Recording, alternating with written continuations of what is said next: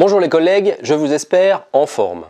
Alors dans cette vidéo, je vous fais un retour sur les dernières actualités, elles sont nombreuses, les dernières actualités sociales et syndicales au Conseil régional. Donc si vous êtes agent du Conseil régional, vous êtes particulièrement concerné.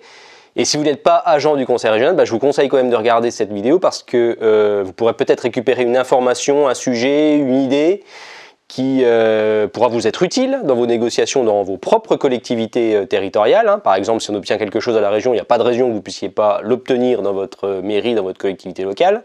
Servez-vous de ce qu'on obtient à la région pour l'obtenir dans votre collectif de travail. Et puis si vous n'êtes pas agent du Conseil régional, vous pouvez toujours regarder cette vidéo et puis dire dans les commentaires, écrire un petit message sur les sujets qui bloquent chez vous ou sur les sujets qui bloquent chez nous puis sur lesquels vous avez une idée pour nous faire avancer. On prend.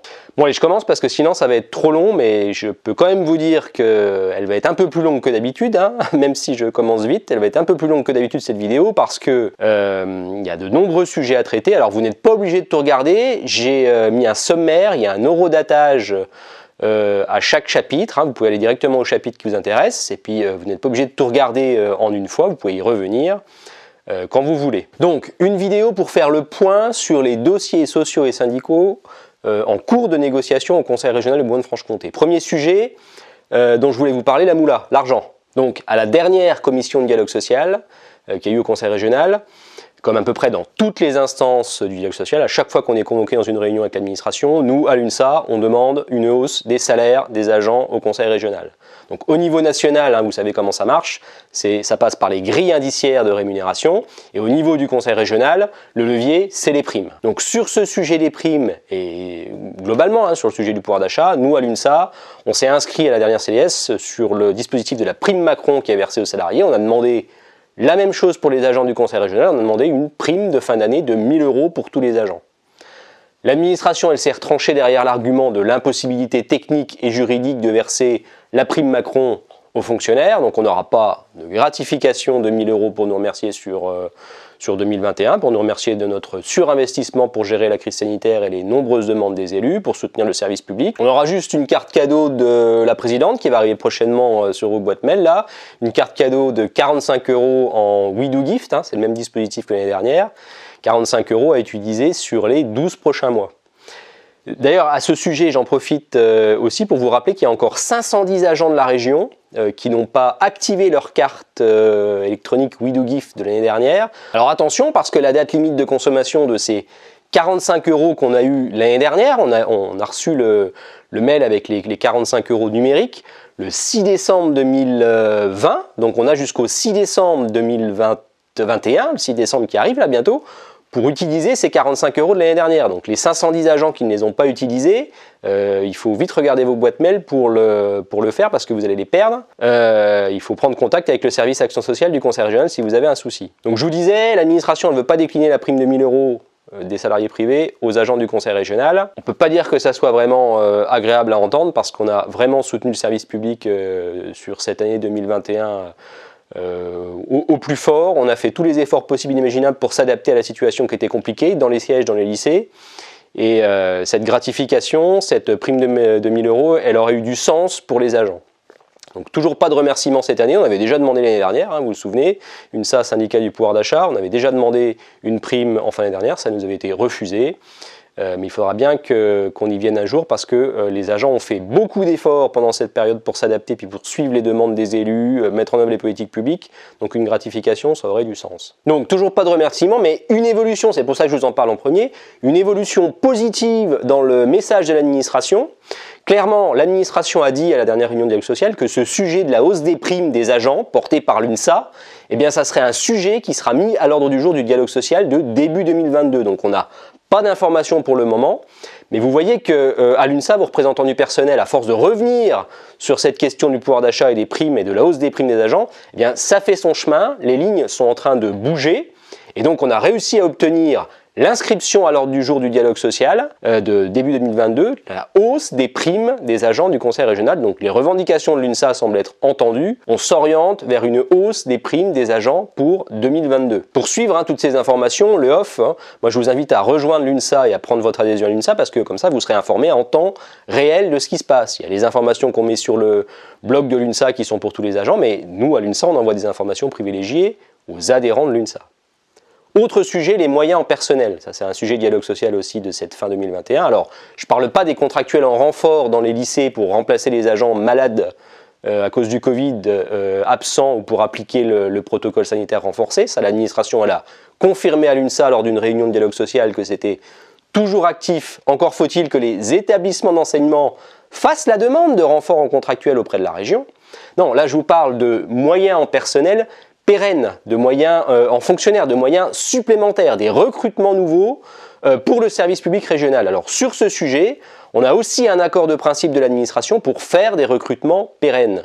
Le DGS a convenu lors de la dernière réunion de dialogue social que la région avait besoin de recruter. Le budget de la région, il est passé de 1,3 milliard d'euros au moment de la fusion à pratiquement 2 milliards d'euros, donc les politiques publiques, elles sont plus nombreuses, les dossiers sont plus nombreux à traiter et plus complexes aussi. L'administration, elle a bien convenu la dernière fois qu'il était nécessaire de revoir les ressources en personnel pour mener à bien ces politiques publiques. C'est absolument nécessaire. Donc ça s'appelle comment ces moyens supplémentaires? Ça s'inscrit dans quel cadre? Ça s'inscrit dans ce qu'on appelle l'adéquation moyens mission 3, troisième fois depuis la fusion des régions de Franche-Comté et de Bourgogne que l'on procédera à des recrutements au conseil régional. Ce qu'il faut, c'est que dans les services et dans les établissements, les agents fassent un petit travail de lobbying pour convaincre les encadrants de faire pression sur la direction générale pour être visibles de la direction générale afin de confirmer les besoins. Si les agents n'expriment pas leur ras-le-bol parce qu'ils manquent de renfort en collègues, l'administration elle ne peut pas recruter pour eux. Il faut faire remonter vos besoins dès à présent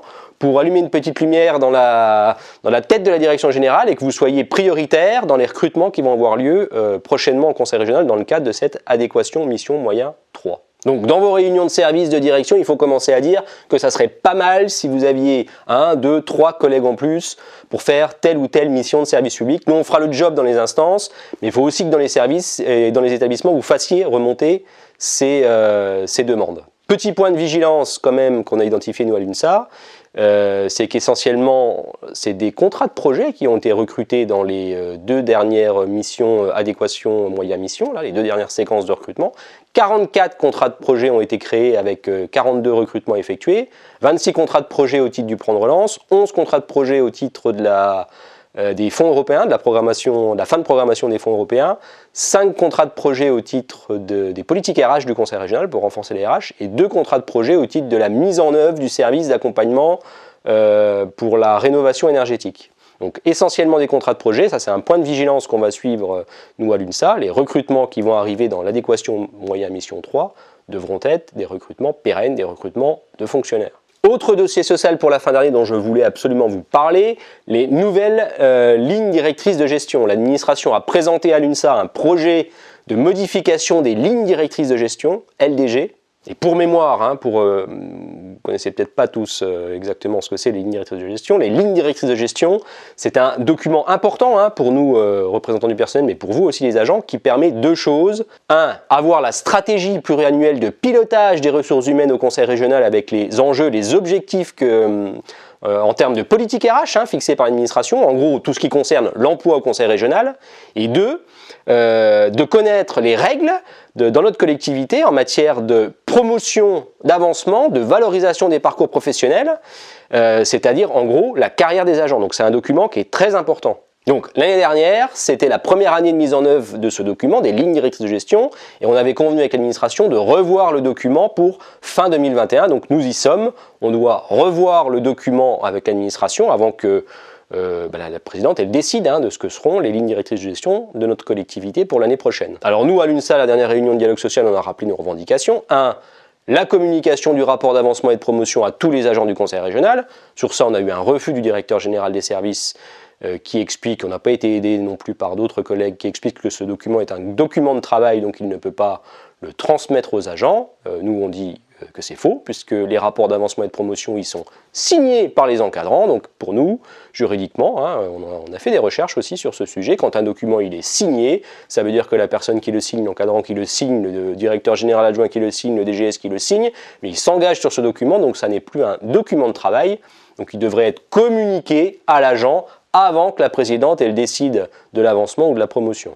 Donc première revendication de l'UNSA, la communication des rapports d'avancement de grade et de promotion à tous les agents. Pour l'instant, refus de l'administration, mais on y reviendra. Seconde revendication de l'UNSA qu'on a rappelée dans le cadre des négociations sur les prochaines lignes directrices de gestion, revoir le calendrier des CAP pour que les listes d'avancement de grade et de promotion interne au conseil régional, elles soient publiées dans la première partie de l'année plutôt qu'en juillet.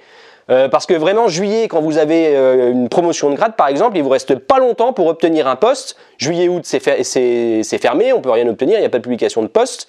Puis c'est les vacances aussi. Vous revenez en septembre et puis il vous reste en fait que quelques mois pour trouver un poste. Donc c'est trop compliqué d'avoir les arrêtés d'avancement et de promotion au 1er juillet. Donc nous, on revendique qu'on rétrécisse, qu'on raccourcisse le calendrier et qu'on puisse avoir des listes, des décisions d'avancement et de promotion sur la vraiment toute première partie de l'année. Sur ce sujet, le directeur général des services était d'accord avec l'UNSA, donc il va regarder pour raccourcir le process. Ça passe aussi par d'autres dossiers qui sont en cours de négociation avec syndicats d'administration sur la dématérialisation des entretiens et des avancements professionnels. J'en parle un peu plus tard dans la vidéo. Donc, raccourcissement du calendrier pour que les avancements et les promotions soient prononcés plus tôt, je ne sais pas, mai, juin, plutôt qu'en juillet, même avant mai si on peut. Accord du DGS sur ce point. Revendication de l'UNSA dans le cadre de ses lignes directrices de gestion, augmenter la possibilité pour les encadrants de passer catégorie B. Il faut que l'administration fasse quelque chose pour que les encadrants des lycées puissent accéder à la catégorie B. Et le DGS a convenu que c'était un sujet qui ne dépendait pas de lui, puisque c'est des règles qui sont nationales, qui ne dépendent pas donc du conseil régional, même si il y a des choses à faire.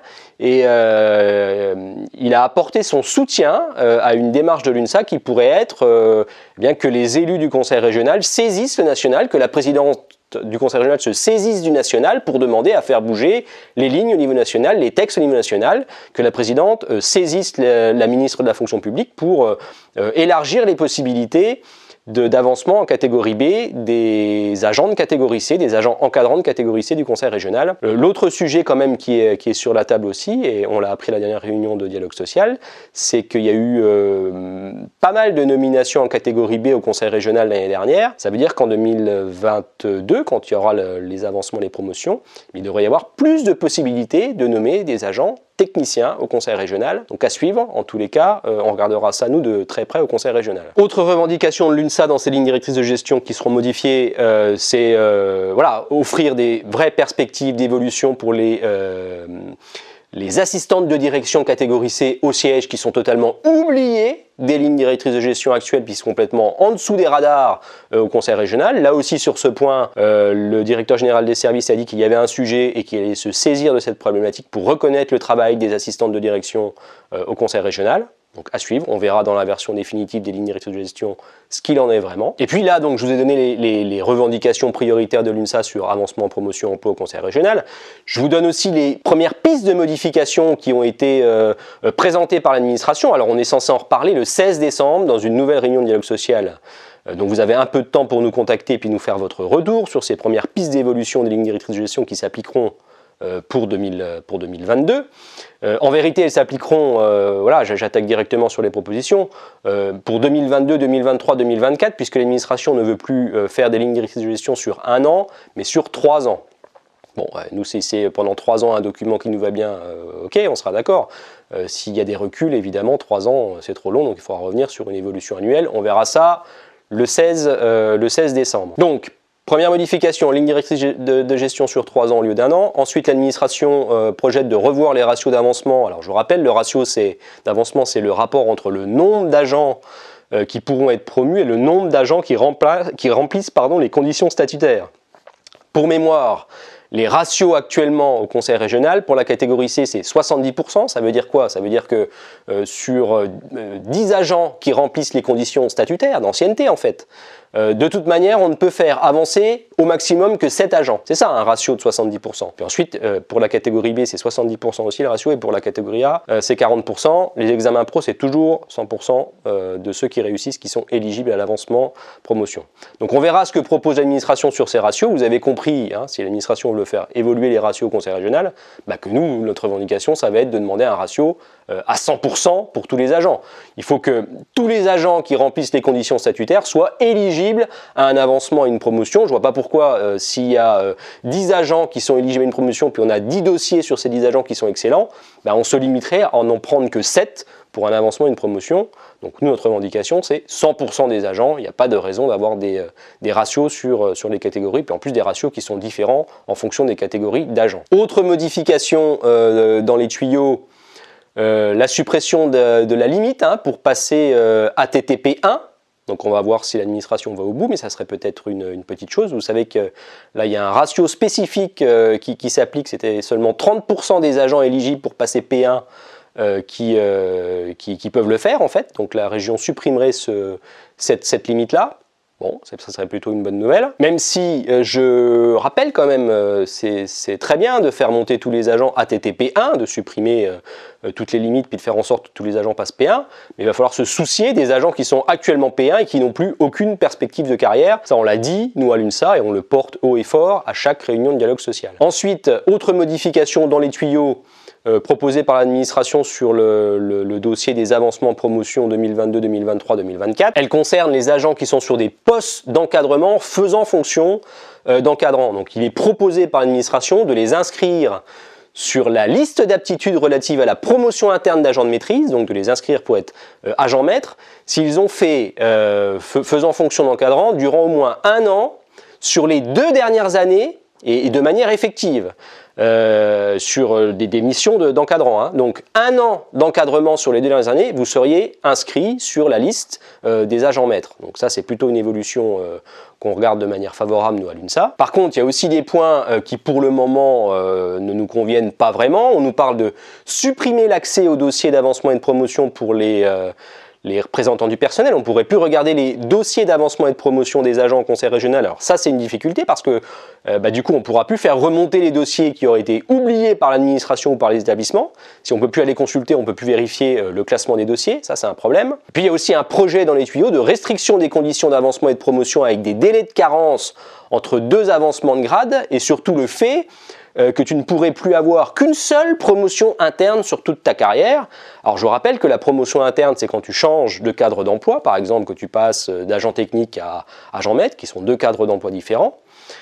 Donc si on ne peut plus avoir qu'une seule promotion dans toute sa carrière, ça veut dire que tous les collègues des lycées qui sont passés agent maître, ils auraient aucune possibilité de passer technicien. Donc ça, c'est juste pas possible. L'administration nous a présenté des pistes sur ce sujet-là, mais nous, on a rejeté en bloc à l'UNSA cette évolution négative des lignes directrices de gestion. Bon, on verra quelle sera la version définitive qui nous a présentée le 16 décembre, mais en tous les cas, ça c'est un point dur et on espère que l'administration va revenir en arrière sur ces délais de carence, sur ces limites d'avancement et de promotion qui ne correspondent pas d'ailleurs du tout à l'état d'esprit de la collectivité qui veut être attractive en personnel, faire venir du monde parce qu'elle va avoir des recrutements à faire. Et donc, si tu veux une collectivité attractive, c'est pas la peine de mettre des règles pour limiter les avancements et les promotions. C'est un sujet qui était complètement, je sais pas comment dire, c'est complètement contre-intuitif cette affaire. On peut pas limiter les avancements et les promotions si on veut faire notre collectivité une collectivité attractive. Autre dossier dialogue social que l'on doit traiter d'ici la fin d'année 2021, le dossier de déploiement des tests de recrutement qui s'appliquent actuellement en Bourgogne sur le territoire de l'Aix-Franche-Comté. Donc ça veut dire des tests de recrutement pour tous les agents Bourgogne-Franche-Comté, pour tous les agents de la nouvelle région. Alors sur ce dossier, il s'agit d'harmoniser la mise en œuvre des tests de sélection préalable indispensables pour intégrer le conseil régional. Actuellement, c'est des tests qui sont demandés uniquement en Bourgogne, donc ça pose quand même problème. C'est bien que ça soit harmonisé sur le périmètre de la grande région. Donc pour une mise en œuvre en 2022, c'est donc des tests de recrutement sur toutes les spécialités existantes dans les lycées. Vous avez compris, ça s'inscrit dans une logique de poursuivre la professionnalisation des recrutements au conseil régional et pour mettre en adéquation le bon profil du candidat contractuel avec le bon poste vacant de titulaire dans les lycées.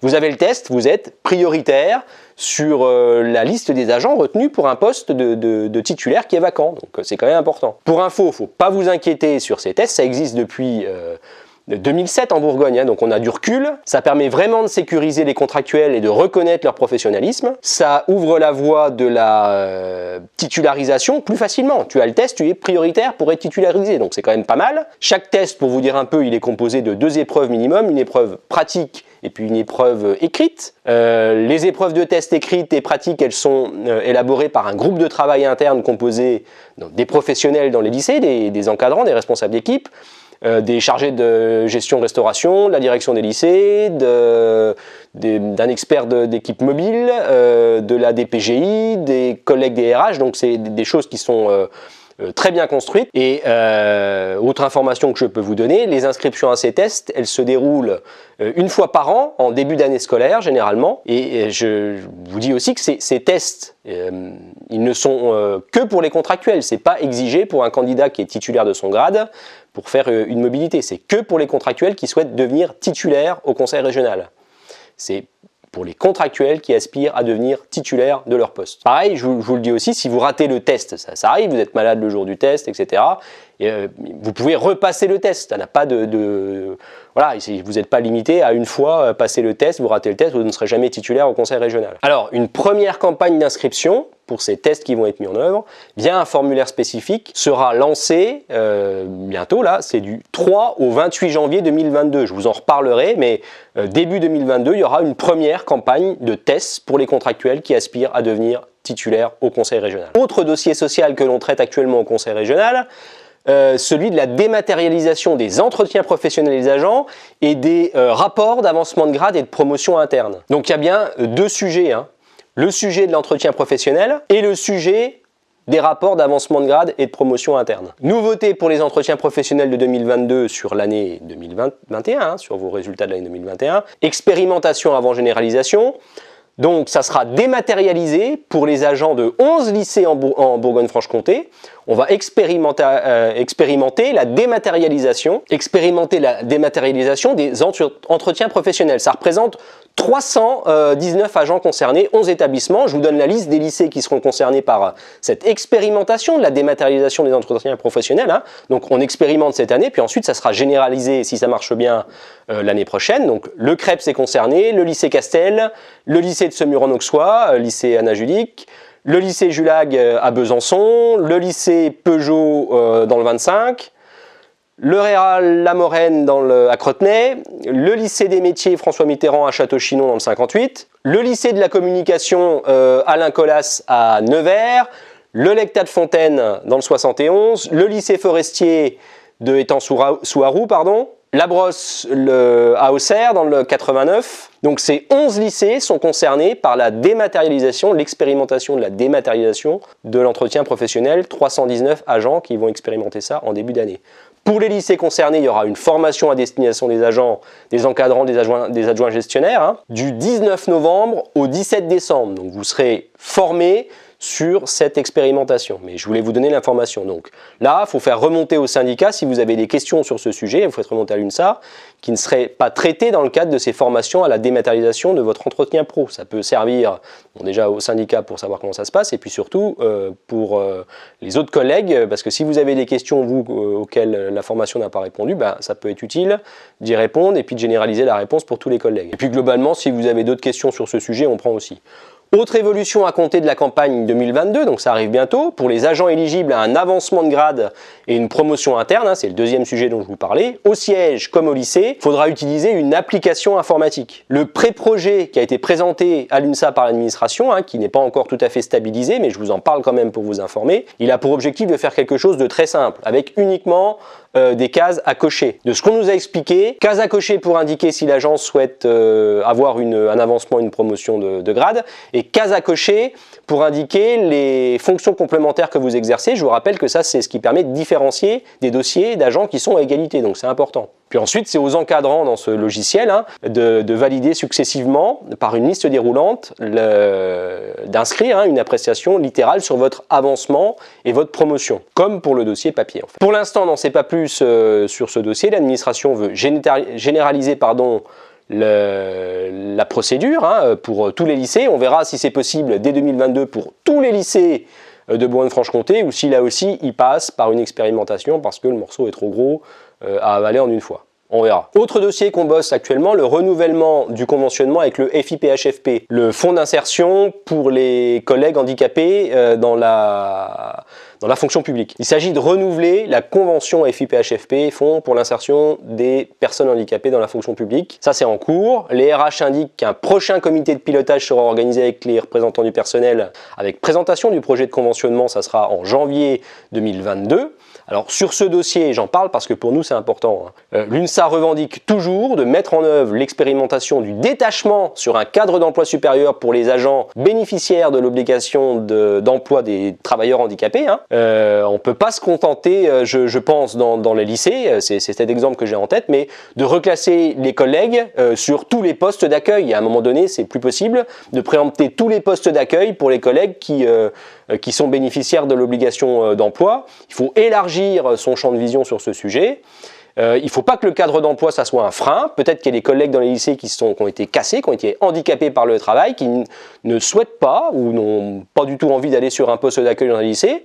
Peut-être qu'ils pourraient aller sur un autre poste. Le problème aujourd'hui se pose de l'enfermement dans leur cadre d'emploi d'adjoint technique. Eh bien, il faut faire lever ce verrou-là. Peut-être que ces collègues ils pourraient très bien faire une deuxième partie de carrière en gérant leur handicap, mais sur un poste au siège ou sur un poste sur un autre cadre d'emploi. Donc nous, on veut que dans le cadre du renouvellement de cette convention qui aide les personnes handicapées au conseil régional, eh bien, on puisse expérimenter le reclassement sur un autre cadre d'emploi, un cadre d'emploi différent, sur d'autres postes que des postes d'accueil. On ne va pas faire de tous les postes d'accueil dans les lycées, dans les 129 lycées, on ne va pas faire que tous les postes d'accueil soient réservés pour les collègues qui sont victimes d'un handicap. À un moment donné, il faut aussi élargir le champ des possibles. Je ne dis pas que c'est la solution idéale, cette expérimentation. Je dis que c'est une piste. Il faut regarder ce qui est possible. Si à un moment donné, on n'essaye pas d'autres dispositifs, on n'y arrivera pas. Et puis, essayons cette expérimentation. S'il y a déjà un seul agent qui peut retrouver un poste et puis relancer sa carrière, même s'il est victime d'un handicap, au conseil régional, relancer sa carrière sur un poste qui l'intéresse, sur un autre cadre d'emploi, ça sera déjà une réussite. Autre sujet dont je voulais absolument vous parler, la question du suivi des visites préventives et des visites de l'ACFI. Je vous rappelle que dans le cadre du CHSCT, les représentants du personnel font des visites dans les établissements d'enseignement de toute la région, puis aussi les visites de l'ACFI. L'agent, c'est un collègue, quelqu'un du centre de gestion du Doubs, qui est chargé de la fonction d'inspection dans le domaine de la santé et de la sécurité. Mais le conventionnement qu'on a, puisque c'est quelqu'un du CDG du Doubs, c'est uniquement pour les territoires franc-comtois. D'ailleurs, il y a un petit sujet là pour qu'on puisse avoir aussi un ACFI pour les établissements en Bourgogne. Bon, le problème, c'est qu'on a sur ce dossier des suivis, du suivi des visites dans les lycées, le problème, c'est qu'on n'a aucune visibilité sur la mise en œuvre des préconisations des représentants du personnel UNSA dans les établissements. Donc il faut absolument que l'administration nous propose un outil de suivi. Il faut absolument qu'on vérifie que les actions qui sont demandées, les actions correctives qui sont demandées dans les établissements, par les représentants du personnel, mais aussi par l'ACFI, elles soient suivies des faits. On ne va pas attendre de refaire une deuxième visite dans un établissement 2 ans, 3 ans, 4 ans après pour vérifier que le tuyau de gaz qui était périmé parce qu'il datait de 2008, il a été remplacé, quoi. Il faut qu'on puisse suivre correctement les actions correctives pour le bien des agents, puis pour la sécurité de tous dans les établissements. Donc ça, c'est une demande forte de l'UNSA. Donc nous, l'UNSA, on revendique qu'on puisse savoir si les actions correctives elles sont bien mises en œuvre. On ne peut pas décimer des arbres et des arbres à faire des rapports de préconisation et puis ne pas savoir si c'est suivi des faits, dossier qui nous tient à cœur, donc on y reviendra régulièrement. Autre dossier dont je vous parle, qui est d'actualité, Viotte. Viotte, c'est le bâtiment de l'administration de la région en construction à côté de la gare de Besançon, qui doit accueillir 250 agents du conseil régional fin 2022. Donc au dernier CHSCT, l'administration a annoncé qu'elle peinait à obtenir un respect des délais de construction par les entreprises qui sont mobilisées, que peut-être il y aurait de nouveau un retard de livraison des bureaux. Alors vous dire aussi que sur Viotte, on a été rassuré par la direction des moyens généraux, qui, vous vous souvenez, qui avait en toute transparence ouvert les portes du chantier de Viotte à l'UNSA en septembre. J'avais fait une vidéo pour vous montrer comment c'était à l'intérieur. Donc rassuré par les moyens généraux sur le sujet des malfaçons. Vous avez sans doute vu cet article dans l'Est républicain. Nous, on n'est pas concernés par ces malfaçons pour la simple et bonne raison que les entreprises sont encore en train de travailler dans le bâtiment. Donc pour l'instant, on n'en est pas là.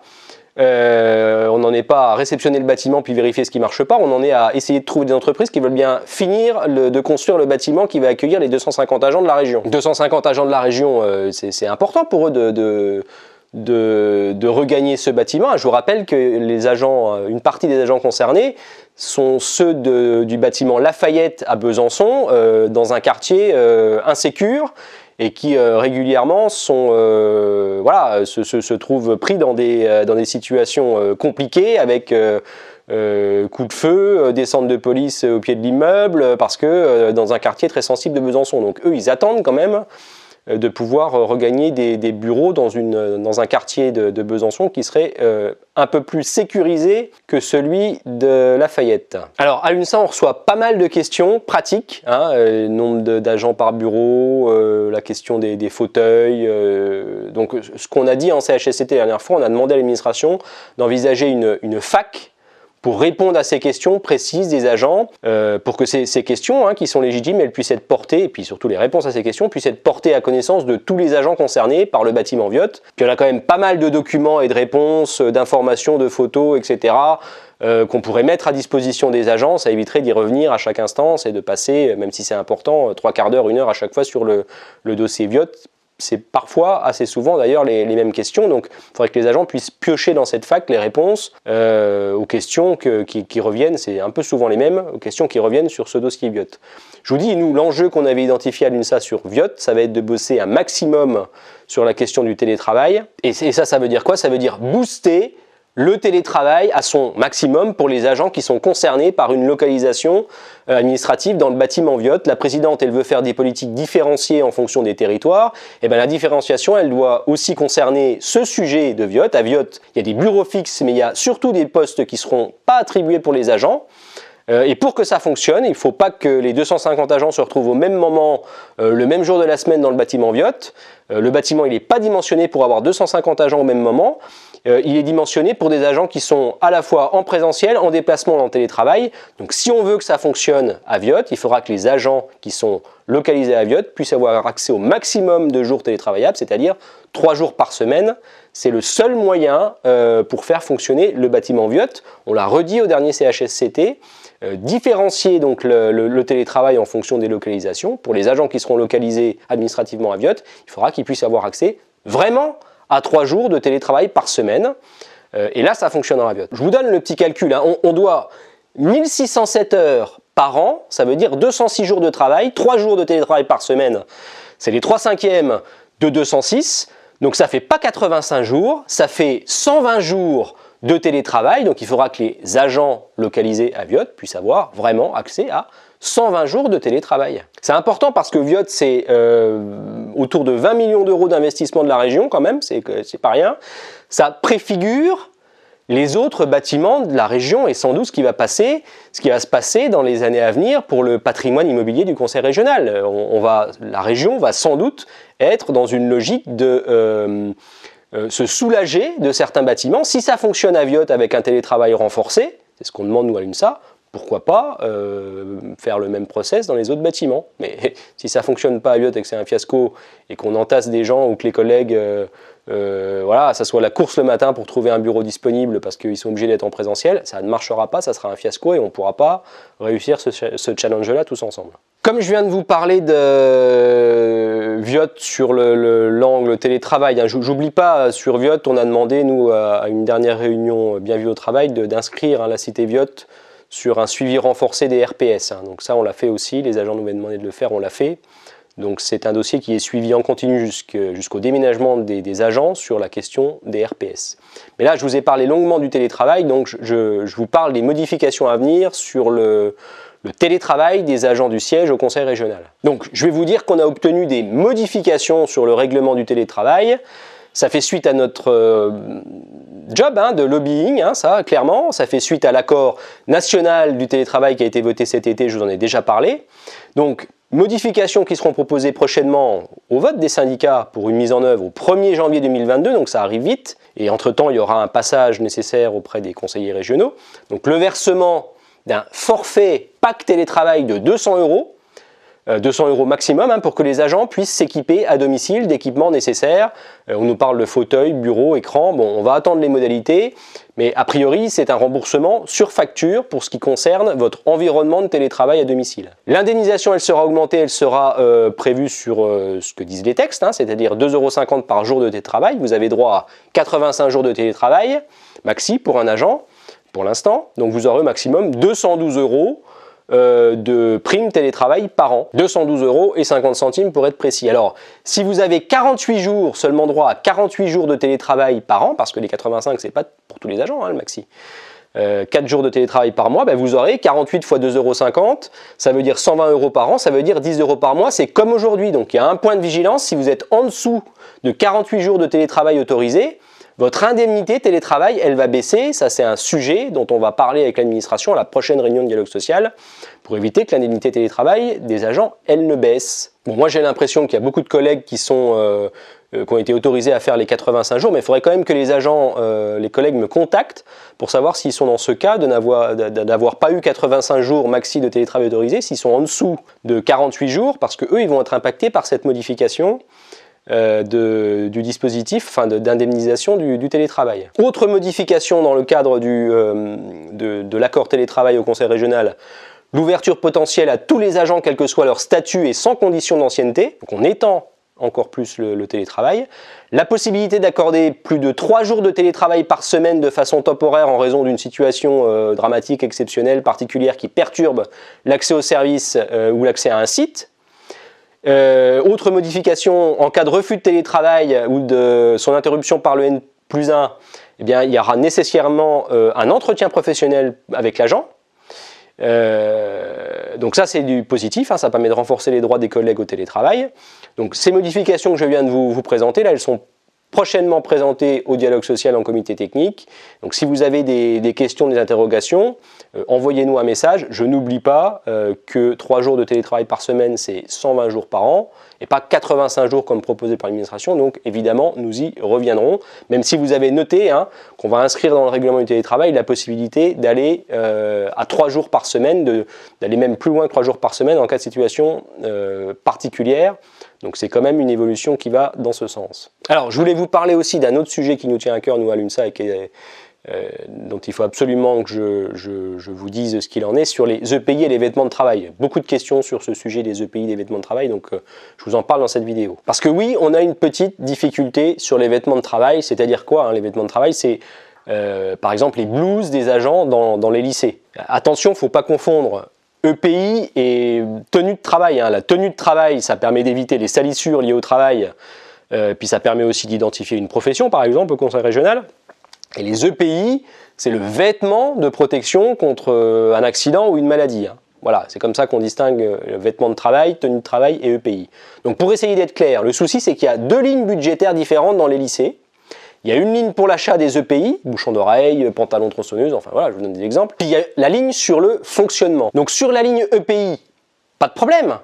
Les lycées sont en quelque sorte pistés, surveillés, donc on voit s'ils consomment la ligne budgétaire EPI, s'ils achètent des EPI aux agents dans les lycées. Par contre, les vêtements de travail, la tenue de travail, les blouses, eh ben, c'est acheté sur la ligne de dépenses de fonctionnement du lycée. Et donc, dans certains lycées, eh ben, clairement, on a constaté que l'achat des blouses, le renouvellement des blouses, c'était pas la priorité avec cette ligne de fonctionnement.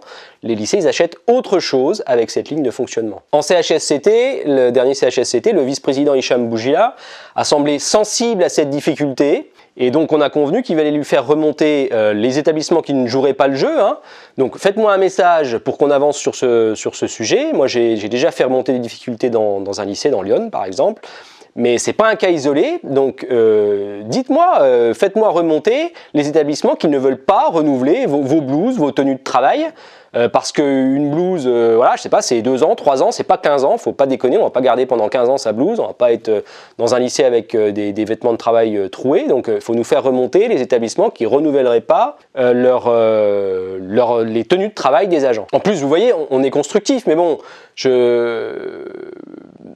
quand même, ok, c'est pas les mêmes lignes le budgétaire entre les EPI et le vêtement de travail. On nous explique, voilà, encore une difficulté administrative sur ce sujet-là. Mais c'est la loi. EPI et vêtements de travail, c'est l'article R4321-4 du Code du travail qui s'applique aussi à la fonction publique territoriale. L'employeur met à disposition des travailleurs, en tant que de besoin, les équipements de protection individuelle appropriés et, lorsque le caractère particulièrement insalubre et salissant des travaux l'exige, les vêtements de travail appropriés. Donc je veux bien qu'il y ait deux lignes budgétaires différentes et qu'elles sont compliquées à mobiliser, mais enfin, vêtements de travail et EPI, c'est la loi, c'est le code du travail qui s'applique au conseil régional, on doit les fournir aux agents. Donc faites-nous remonter les lycées qui ne jouent pas le jeu, nous on fera le job pour s'adresser directement au vice-président et puis lui demander d'intervenir pour que vous ayez une tenue de travail correcte et les EPI qui conviennent. Tant que je suis sur les lycées, je vous parle aussi du dossier des fiches de poste des agents des lycées. Je vais terminer sur ce sujet des fiches de poste des agents des lycées. Vous vous souvenez, il y a eu le dossier d'harmonisation des fiches de poste des agents du siège, sur lesquels nous à l'UNSA on était intervenus fortement, on avait fait rectifier le tir. Pour faire simple, hein, c'était pour éviter que les agents ne perdent des primes à cause d'un mauvais reclassement, d'un mauvais travail du cabinet KPMG. Et donc là, nous sommes sur l'harmonisation des fiches de poste des agents des lycées. Alors il y a eu des présentations dans les établissements des projets de fiches de poste. On regrette d'ailleurs que, mais on l'a déjà dit, qu'il n'y ait personne des RH qui se soit déplacé avec le cabinet KPMG pour entendre aussi les agents sur ce sujet des fiches de poste. Et là, sur ce dossier, les agents ont reçu un message électronique, un message quelque part intimidant, car il était indiqué que si les agents avaient des remarques à faire sur la présentation des fiches de poste, hein, eh ben, ils devaient les faire remonter, mais sous couvert de leur hiérarchie. Alors, à l'UNSA, on a écrit aux représentants de l'administration pour rappeler nos exigences sur ce dossier des fiches de poste des collègues des lycées. Ben oui, parce que le message, c'est vraiment hein, le message électronique qui a été adressé aux collègues dans le cadre de la procédure de mise à jour des fiches de poste, il était austère. Je sais pas, j'ai pas d'autres mots, mais il présentait une procédure un peu trop automatique. Dans la méthode imposée par l'administration, et ça ne nous convient pas, les agents ils étaient contraints de mettre en copie N+1 dans les échanges. Donc ça, c'est pas du tout incitatif pour faire remonter les problèmes dans certains établissements. Dans d'autres, ok, ça pose pas de problème de mettre l'encadrant en copie d'un message qu'on envoie. Mais dans certains lycées, ça ne libère pas la parole. Et donc nous, on a écrit à l'administration pour signaler ce problème. On a fait remonter à l'administration que il aurait été préférable de construire un dispositif qui libère la parole, très clairement, des agents dans cette phase contradictoire sur les fiches de poste. Pour nous, une remarque, une critique, faire remonter un problème, c'est toujours utile pour améliorer le service public, donc il faut laisser les agents s'exprimer. Une phase contradictoire, elle doit être libre. On ne doit pas fliquer les agents en demandant à ce que le N+1, le gestionnaire, soit en copie. Et puis aussi vous dire, c'est pour ça qu'on a écrit à l'administration, que cette étape contradictoire sur les fiches de poste, elle ne devait pas être la fin de la démarche. Pour nous, le point final, le point définitif de la démarche de mise à jour des fiches de poste, ça sera l'étape de l'entretien professionnel début 2022, entretien professionnel pendant lequel l'agent et l'encadrant auront l'échange définitif sur la fiche de poste. Là, l'étape avec le cabinet, c'est une étape libre. Pour nous, l'UNSA, le point définitif, la fin de la démarche, c'est l'entretien annuel entre l'agent et l'encadrant, où là, en bilatéral, eh ils pourront vérifier si la fiche de poste elle est bien conforme à ce que fait l'agent. Voilà, je vous ai donné, je dois dire que je me limite, car il y en a d'autres, hein, il y a le projet d'administration qui est dans les tuyaux, le projet d'administration, c'est-à-dire les demandes politiques des élus sur les 6 ans du mandat. Il y a la question de la suppression de la DISA, de la fusion des directions numériques. Il y a le dossier des anciennes cartes UP qui occupe actuellement les services, car il faut faire la bascule entre les montants restants des anciennes cartes UP sur les nouvelles cartes APETIS. Hein, j'invite d'ailleurs les agents qui sont encore en possession d'une ancienne carte UP sur laquelle il y a des crédits d'être vigilants, parce qu'ils vont bientôt perdre les crédits, de surveiller que le transfert se paie bien entre leur crédit de l'ancienne carte UP sur la nouvelle carte APETIS. Bref, voilà, je vous ai parlé des sujets les plus importants, je viens de vous dire qu'il y en avait d'autres. Un autre par exemple qui est celui du baromètre social que veut mettre en place le directeur général des services et qui est plutôt une bonne idée. Mais j'arrête là, vous avez l'essentiel des dossiers qui sont en cours avec quelques éléments d'information et de décryptage que je vous ai donnés. De toute manière, on reparlera d'autres sujets dans les prochaines communications de l'UNSA. Vraiment, je pense que je vous ai donné une vision assez complète des gros dossiers en cours et qu'on doit traiter avant la fin d'année. Maintenant, vous le savez. C'est terminé. Pensez à mettre un pouce bleu, ça encourage, ça remercie. Et puis à vous abonner pour ne pas rater les prochaines publications. À bientôt!